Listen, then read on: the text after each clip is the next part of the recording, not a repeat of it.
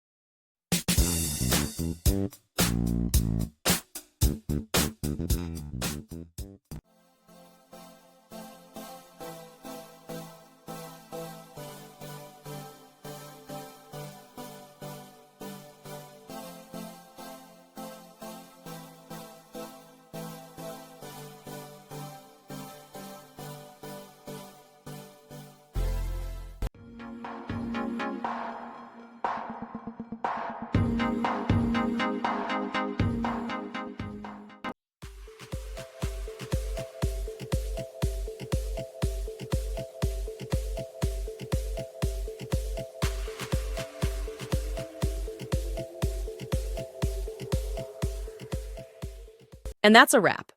I hope you found the answer you were looking for. If you did, take a second to hit that subscribe button. It really helps out. And let me know in the comments which solution worked best for you.